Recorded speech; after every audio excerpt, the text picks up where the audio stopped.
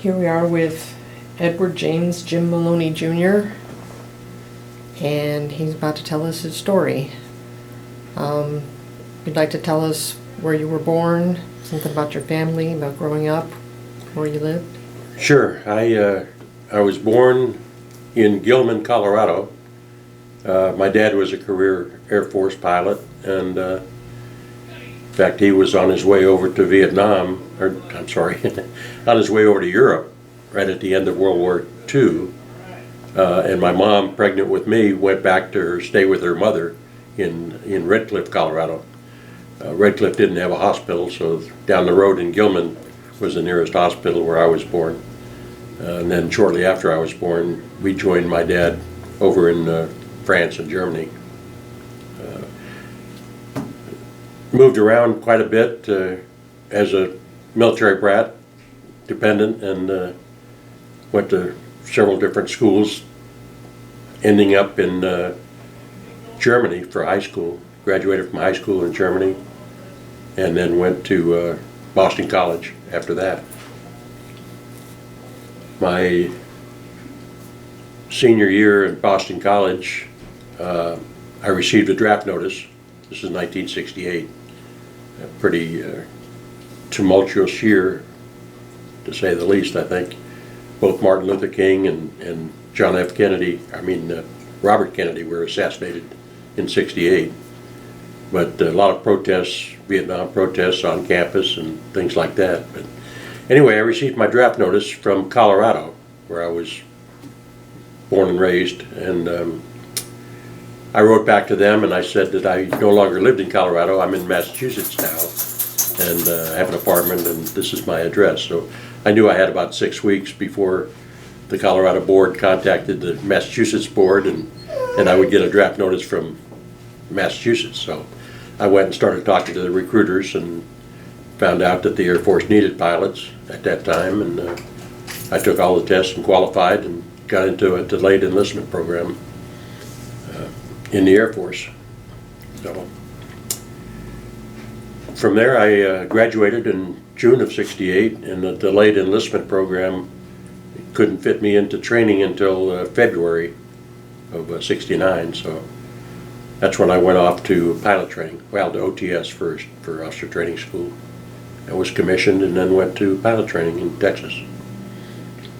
My first assignment was, I stayed 20 years in the Air Force and retired from Offutt here. Various assignments, flying jobs from Dover, Delaware, outsized cargo airplane to, from there I went to Vietnam and flew the C-47 in Vietnam, and then came back from Vietnam and went to KC-135s at Wright-Patterson, Dayton, Ohio, and from there went back to be an instructor in pilot training in Texas, and then went and taught ROTC for a while in Connecticut, and then came into the RC-135 here at Offutt and finished up the last 8 years, which included 3.5 years up at SAC headquarters. But that was, then I retired in '89 and got to keep flying with the airlines, so never had to work for a living. Tell me a little bit about your family life. You have any brothers or sisters? I do.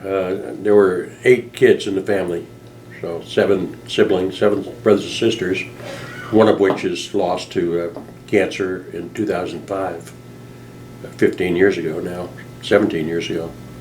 But the other ones are all doing fine, all 6. In fact, I was on a Zoom call this morning with them. Every other week or so we get together and chat. But yeah, big family, and they're all spread all over the country. I've got a sister that's in Virginia, and another one in Chicago, and a brother in Tacoma, Washington, and 3 of them are still in Colorado, but I'm in Nebraska. So. We all enjoyed, I think, moving around as much as you can, and typical Air Force life, I think. Did any of your brothers or sisters enlist? Actually, they did, yeah. I had 2 younger brothers that both went to West Point, and they completed 20 years in the Army career. And I've got my older sister married an Air Force Academy cadet, and he stayed 20 years also, 22 years, I think. So 4 of us are kind of related, became military families out of the 8.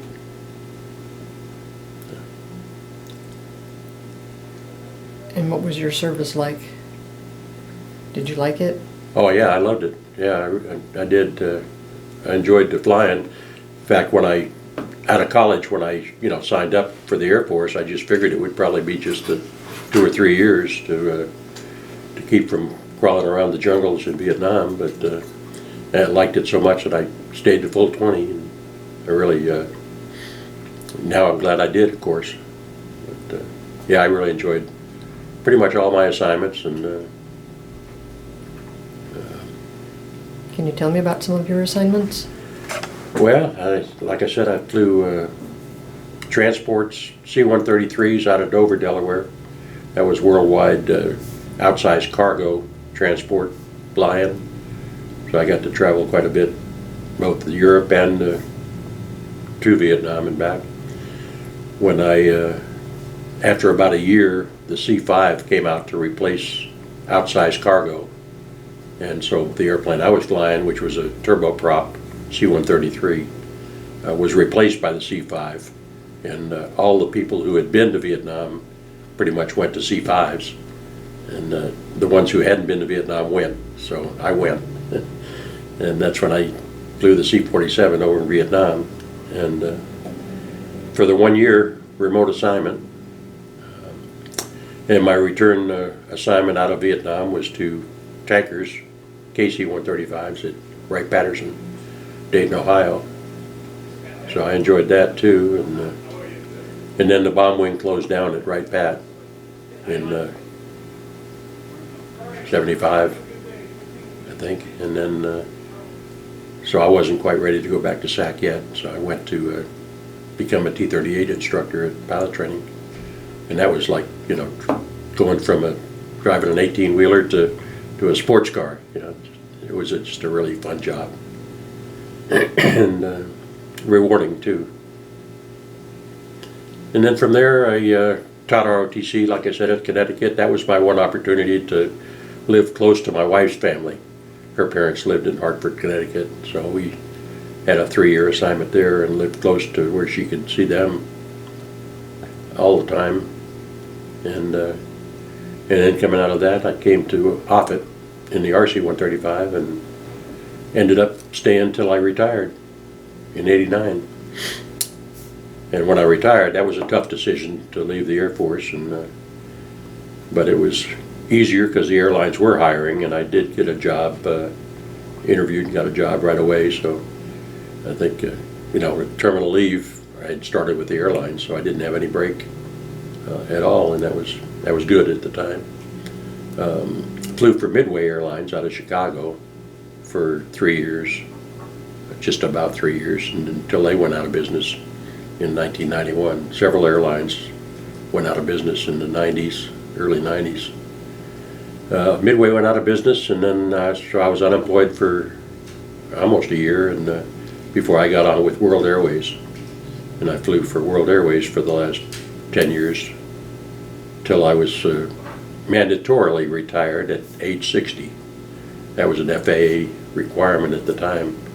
You couldn't fly commercial airline passenger flights after age 60, so I retired from that. But again, I was lucky that I found a job flying for the Army Corps of Engineers right at Offutt. They had an airplane at Offutt, and so I did another 5 years flying for the Army Corps of Engineers out of Offutt, and their contract had a age 65 retirement requirement, so I retired at then and became a full-time grandfather and sports follower, and which I'm still doing, keeping up with now. But that's about it. Did you meet your wife in the Air Force? I met her in college, and so she's been with me 54 years now, and but we graduated together in college and then went into the Air Force together. So she was there was there for all 20 years in the Air Force and since. Did you have any children? I've got 3 daughters and 10 grandkids. Yeah, and they're all in the Omaha area now, so I'm blessed for that, for sure. But yeah, now they're getting 3 or 4 or 5 of them are off to college, so they're not don't get to see them as often as we used to, but yeah, there's several that are still.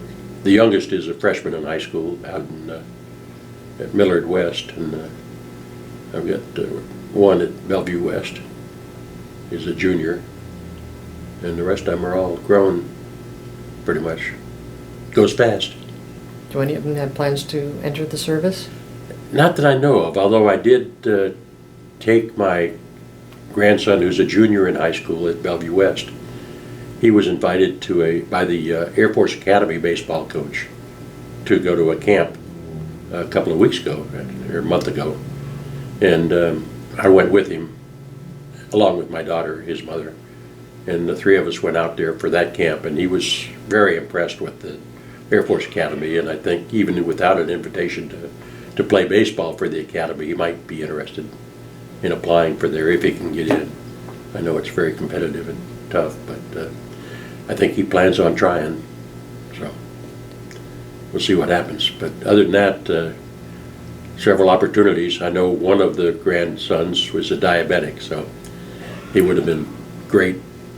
It would have been good for him to have gone into one of the services in any capacity, but none of them would take him as a diabetic. Right. But other than that, no, nobody has the interest.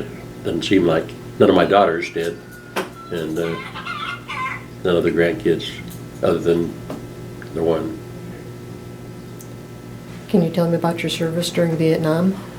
What was your job? What did you do? I was a pilot in the EC-47 at Tan Son Nhut in Saigon, and the EC-47 mission was this is me in front of the squadron truck with the squadron patch on the side of it. But our mission basically is to fly at about 3,000 feet, 5,000 feet, I'm sorry, 5 to 7, and we flew orbit over Vietnam with electronic security service personnel in the back and linguists who would try to intercept radio signals from the bad guys, Viet Cong. And when they found a radio signal, then we would plot and try to identify the location of the signal. And then we'd call the good guys and get out of the way, and the good guys would come in and bomb the bad guys. And in a nutshell, that's what we did.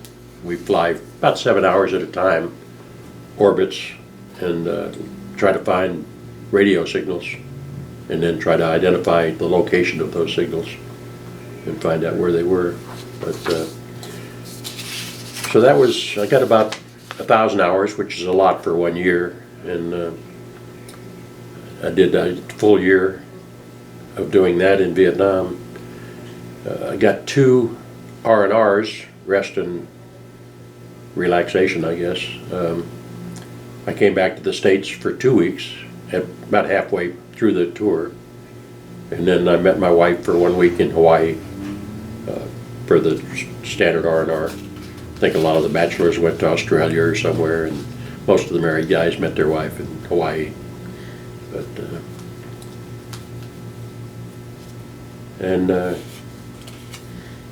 so it was a long year at the time, but R&R. R&R.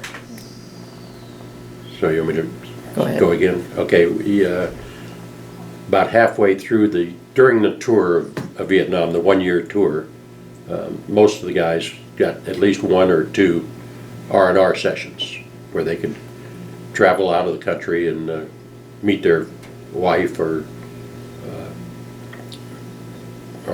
whatever they wanted to do. Most of the married guys came back to the States at least once. I did that about halfway through, about 6 months after I got there. I came home for 2 weeks, and then went back to Vietnam, and then about 3 months later, split up the rest of the tour and met my wife for a week in Hawaii.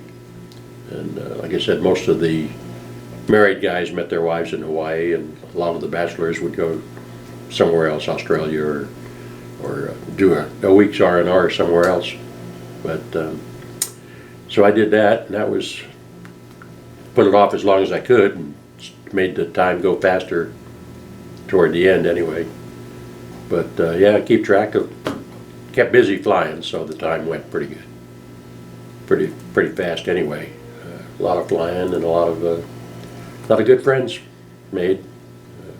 Didn't have any, we didn't lose any the year I was there, from September 71 till September 72. We didn't lose an airplane, so that was good.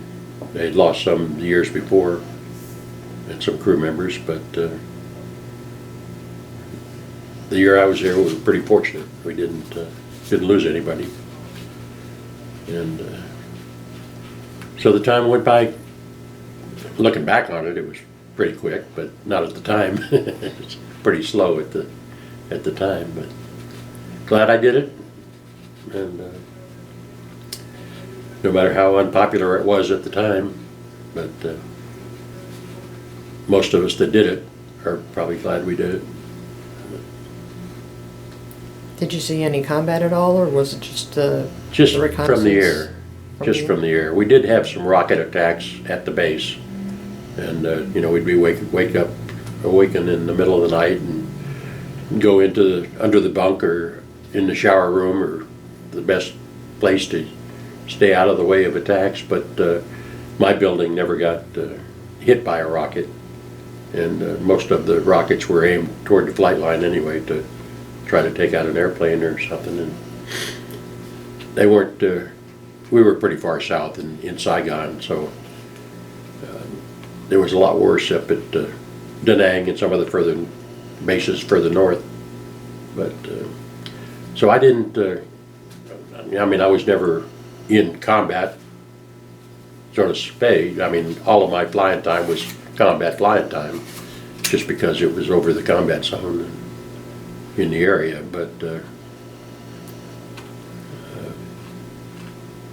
But yeah, no, I don't equate my time with any of the heroes that were on the ground really fighting, you know, really doing the combat. It was a different world. They took, you know, us pilots and aircrew members were pretty much taken care of. You know, we had air-conditioned hooches in Vietnam, and we didn't live in the tents.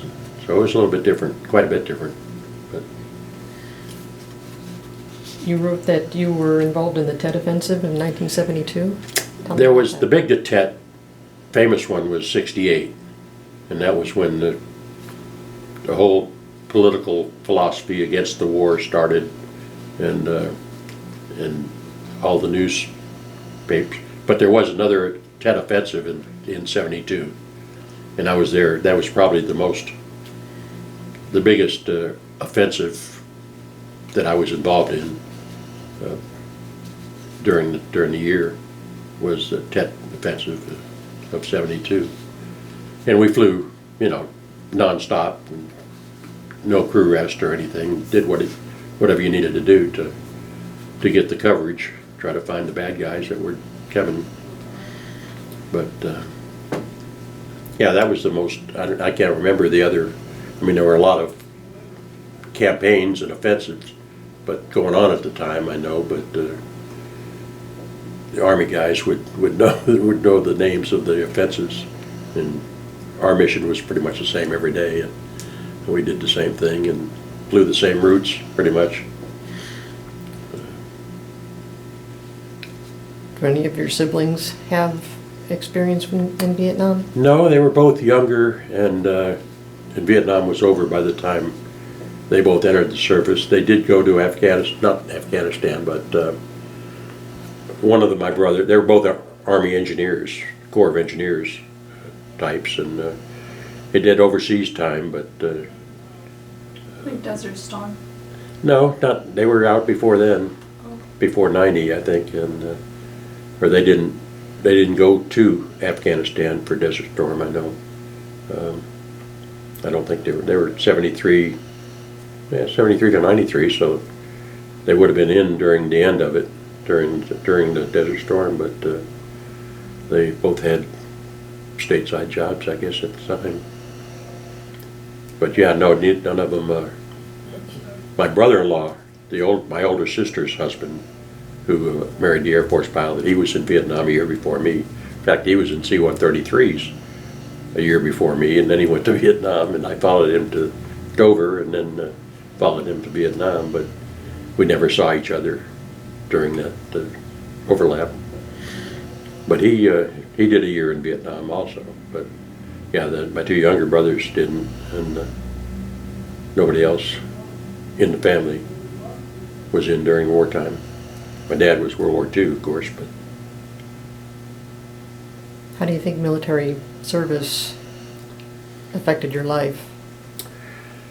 Well, it wasn't much of a shock because I really kind of grew up in the Air Force life, not even thinking about it at the time, I mean, as a kid. But yeah, it affected, I don't know, kind of hard to say. I guess, you know, the discipline and everything, it certainly affected my life, but I don't know what would be different if I wasn't military, because there's no way of telling. So yeah, I think it's all positive as far as, you know, I can remember or think.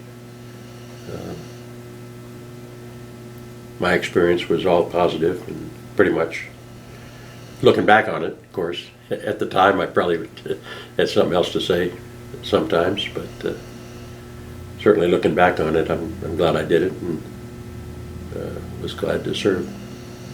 Do any particular experiences stand out during your service?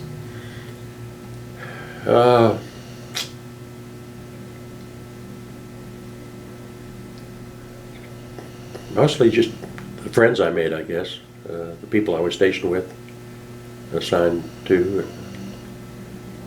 They're all good, positive memories.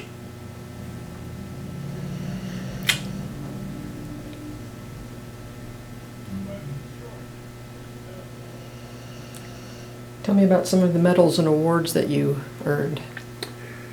Well, I earned the Distinguished Flying Cross, was the big one that came out of Vietnam, I guess. It was a particularly more luck than anything else, I guess, but it was a pretty nasty weather day, and we flew, and we got some pretty good intelligence on some bad guys, and it made a difference in, supposedly, and I was awarded the Distinguished Flying Cross for that mission. The air medals, I got a couple of air medals over there, and that was just, it was more of a number of missions flown type award. But the other thing were just, you know, the normal unit citations that we got in. But those were the big ones of Vietnam. In fact, I'm a member of several veteran organizations now, and I've started up a chapter here at Offutt in Omaha area for Distinguished Flying Cross Society. I started that up about 10 years ago, and I'm still the president of that, and not the only member, but there's about 25 members in the local area. And then I'm active in the Military Officer Association, MOA, and VFW, American Legion, DAV, and I've discovered Bellevue University Veteran Center. JR, I ran into him somewhere breakfast about 6 months ago, and invited him to come and speak to another group, is the Dedalians, which is a group of military pilots, Army, Navy, Air Force, all the services, but it was pilots. Now it's open to all aviators, navigators, and weapon systems operators and other.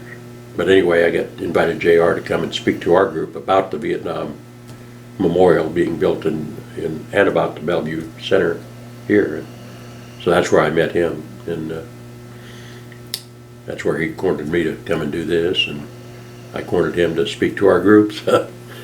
We're even. Do you still keep in touch with some of your acquaintances from the service and from the war? Absolutely, yeah. Yeah, some of my closest friends are people I've served with, and several of them are around here, and I still go to I go to a breakfast once a week where a lot of people from the 55th wing here, people I flew with, that meet for breakfast in the morning, and I still have several friends that I keep in regular contact with around the country. Do you talk about your service with your family at all? Yes, I do. I mean, yeah, I don't hold anything back. I probably don't talk about it unless they ask. But they have asked, and I have told them everything that I've said today, pretty much. I didn't have any big traumatic, as far as I know, traumatic events that. Not aware of any PTSD or anything like that would keep me from relaying anything to my family. So you never kept anything back about sharing your experience? I don't think so. No. No.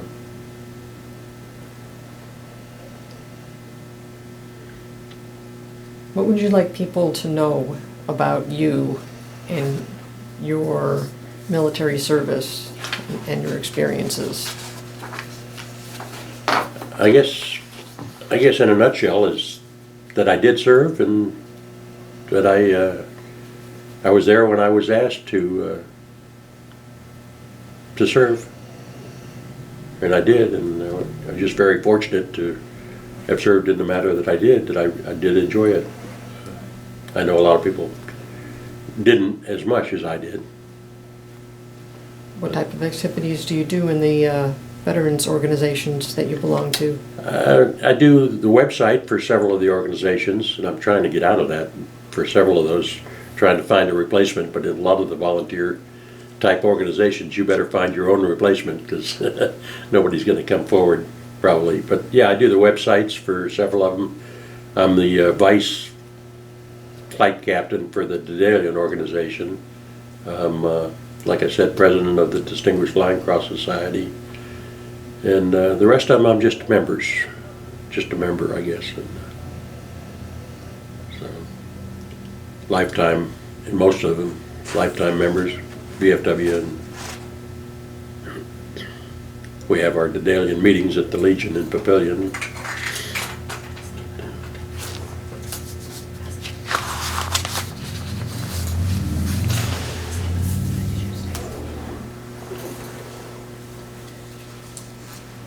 Can you show up some of your pictures a little bit about some over? Sure. This is the airplane. This is the EC-47 that I flew in Vietnam. And this is the squadron patch. This is a picture of the same patch that was, I think I took that off of my flight suit when I retired, but this is a clearer picture of that. This is, I think I showed before, just me in front of in Vietnam, in front of a squadron vehicle.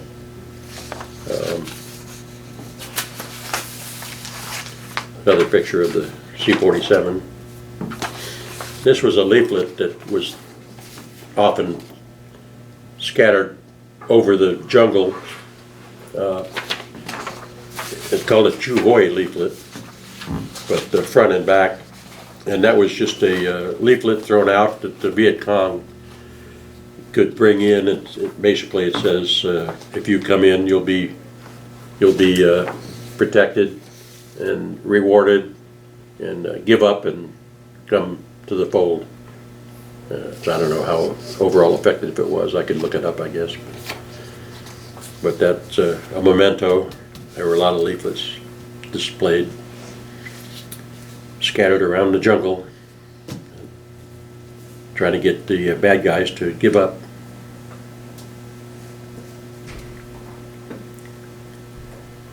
What is the biggest takeaway from the war?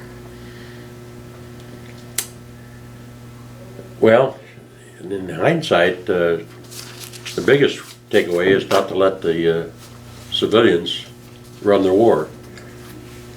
You know, they can set the national objective, as we do in our country, in our way of government, but let the damn military do the job, and they can do it much better than the Vietnam War, if you remember, was micromanaged from the White House, and that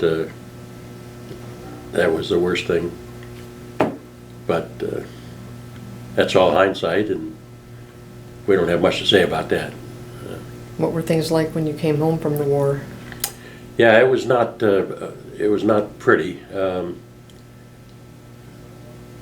Myself, I was PCS, permanent change of station, back from Vietnam to an Air Force base in Dover. So, but the other Vietnam, the regular Vietnam enlisted draftees, if you will, came back, were probably separated either before they came to the U.S., got off the plane at San Francisco, and I understand they were treated very badly, you know, spit on, called baby killers, and all kinds of things like that. And that's the thing that you hear about today, that they've tried very well, I think, in the last several years, 10 years or so, to try to overcome things like the Vietnam flight to Washington, D.C. for Vietnam veterans. Really was quite moving and rewarding for all of us who did participate. I went on one of the earlier ones that got up early in the morning and flew to Washington, D.C. and toured the monuments and came back the same night. But they took care of us, and they're trying to, I think the whole purpose was to try to make up a little bit for the treatment that they got when we got back from Vietnam. But like I said, in my case, as a lifer, a career officer, I came from one base to another base, so I didn't have any, I was not disrespected on base that I came back to, but that's to be expected too. But I know a lot of people were. Do you know anybody that was? Not firsthand, no. Like almost all of my acquaintances and friends were like me, same as me, military career personnel, and they came back to a base environment rather than to a civilian environment. What was your rank when you retired? Lieutenant Colonel, 05. 20 years. Anything else you'd like to share? No, I think we got our 30 minutes. I think we do. That's about all I can think of, yeah. Okay. Well, thank you very much, Jim, for sharing with us. We appreciate you and your service. Appreciate that, and thank you for doing this. Both you guys, like I mentioned earlier, that we've heard about the National Veterans History Project, but it just seems like too much work. So most people that I know don't bother to talk about themselves. But by you guys setting it up and doing this, it makes it easier to do for guys like me, and I appreciate that, because it'll be there for somebody, 20 years from now or 100 years from now or whatever the plan is. But generally, it goes back to the archives, and somebody will hear firsthand rather than hearing it from a newspaper article that's 100 years old. So I think it's a good program, and appreciate it also. All right.